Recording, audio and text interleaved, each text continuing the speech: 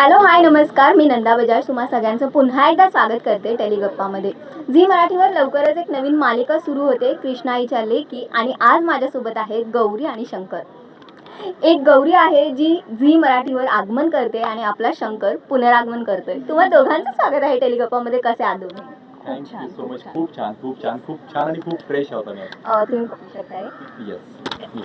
मला पहिल्यांदा सांगा, कसे आहात, किती एन्जॉय करताय आणि ही जी फिलिंग आहे आता सध्या काय आहे? माझ्यासाठी बेस्ट फिलिंग आहे. आय गेस मी एक दोन शब्दात नाही एक्सप्रेस करू शकत, कारण की ॲक्टिंगचं बॅकग्राऊंड नसताना पण मी या गोष्टीत उतरली या फील्डमध्ये. आणि पहिला शो मी ताईंसोबत करते आणि इतके बेस्ट ॲक्टर आहेत ज्यांनी ऑलरेडी एक एक शो करून झालेले आहेत. माझ्यासाठी बेस्ट फिलिंग आहे. अर्जुन ते आणि आता शंकर, म्हणजे दोन्ही जे मला वाटतंय प्रोमोज गाजलाय. माझा कॅरेक्टर मला वाटतं मालिका तर गाजणार नक्कीच आहे. तुझी काय फिलिंग आहे? पुन्हा एकदा पुनरागमन होतंय. नक्कीच तू बोललीस ना, तुझ्या तोंडात साताऱ्याचा कंदी पेढा पडो. पण खरंच हे फिलिंग खूप छान आहे की सगळ्यांमध्ये ही वाईब आहे की यार आम्ही सिरियलची वाट बघतोय आणि सिरियल खूप छान आवडेल लोकांना. आणि हे दिसायला लागलं थोडं थोडं. प्रोमोला खूप चांगला रिस्पॉन्स मिळाला. पहिला प्रोमो फक्त निवेदिता ताईंचा आला होता, ज्यामध्ये त्या स्वयंपाक बनवत आहेत. एवढा इम्प्रेसिव्ह प्रोमो होता तो की लोकांनी वारंवार पाहिला. एकतर निवेदिता ताई, त्यांना स्क्रीनवर बघणं हीच एक पर्वणी असते खरंच. आणि त्यात त्यांना एका वेगळ्या रूपात, गोड आईच्या स्वरूपात बघणं.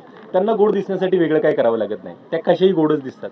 त्यात त्या एक आई आहेत, ते खूप आवडलं लोकांना. त्यानंतर 3 मुली आणि निवेदिता ताई, ते केमिस्ट्री मलाच पर्सनली खूप आवडली होती. म्हणजे मी जरी त्या सिरियलमध्ये नसतो ह्या, तरी मला ते आवडलं असतं. एवढं छान बॉन्डिंग त्या तिघींचं वाटतं. सख्या बहिणी वाटतात आणि त्यात निवेदिताईंच्या मुली पण वाटल्या त्या.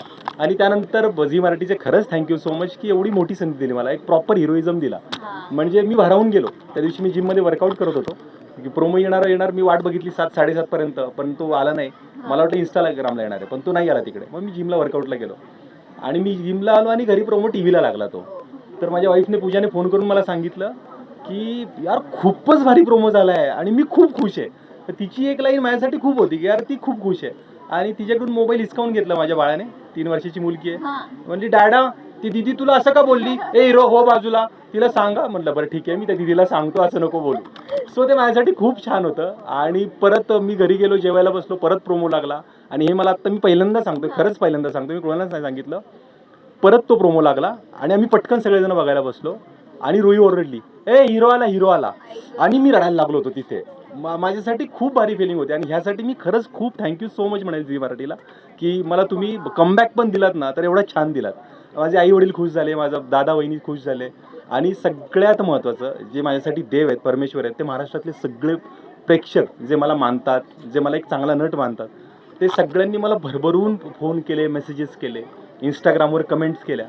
सो मी आता आजपर्यंत कशाची वाट बघितली नसेल, तशी वाट मी ह्या सिरियलची बघतोय.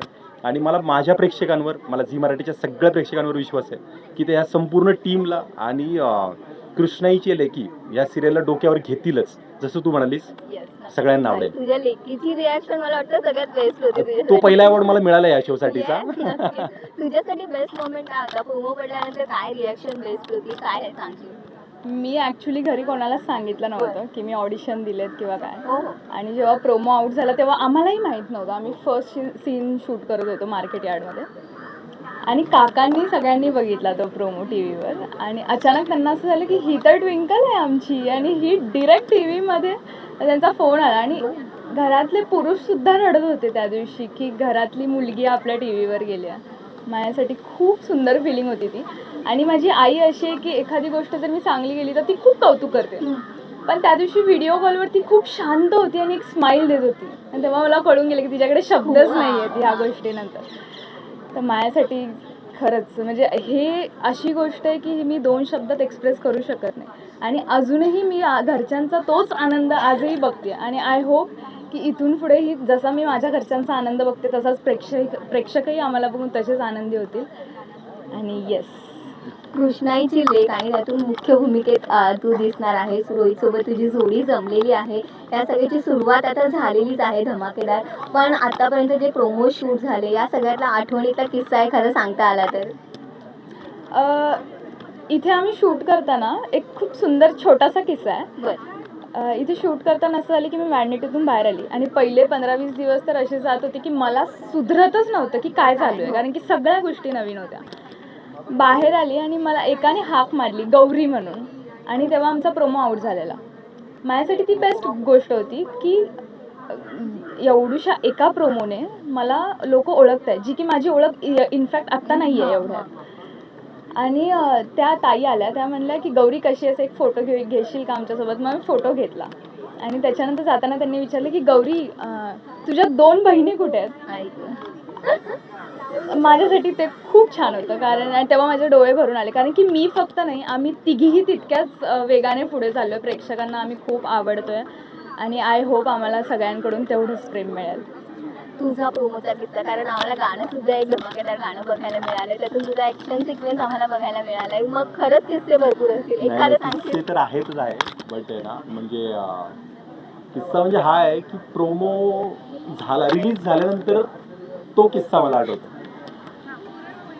प्रोमोचा सगळ्यात शेवटचा सीन जो शूट झाला ना, तो होता मी हिच्याशी दृष्ट काढतो तो. हो. ज्यावेळी मी पेंगलो होतो पहाटे 6 वाजता, आणि तेव्हा शंकर हा हा हा चला तो शेवटचा सीन आहे, तो शेवटचा केला. आणि प्रोमो मध्ये सगळ्यात जास्त गोड मी त्या सीनला दिसलोय. आणि मला हा प्रोमो रिलीज झाल्यानंतर आठवलं की काय किस्सा झाला आपल्याबरोबर, की आपण जो सीन असा पाय ओढत ओढत जाऊन केला होता, तो त्यात मी सगळ्यात जास्त गोड दिसलोय.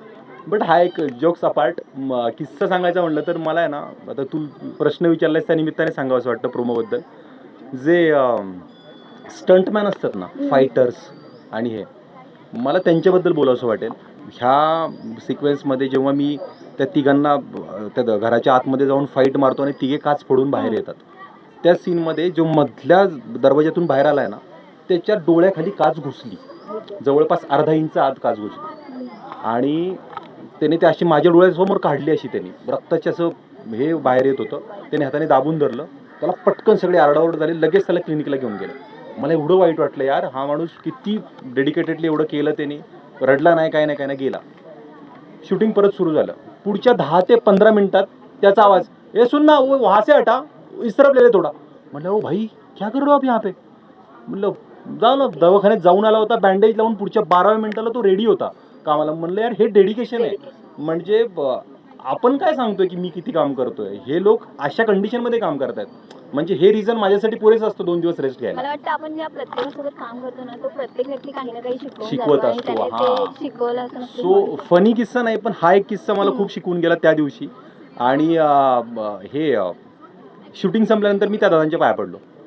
म्हणलं दादा यार, तुमच्यातल्या त्या आर्टिस्टला माझा सलाम आहे की जो आर्टसाठी ते सगळं बाजूला ठेवून करायला लागलं. That's it. नाही, आपल्याकडे बोलायला भरपूर आहे, पण वेळ कमी. आम्ही सेटवर नक्कीच जाऊ आणि आपण खूप गप्पा करू. तुम्हाला दोघांना खूप खूप शुभेच्छा आणि thank you. Thank you so much. Thank you.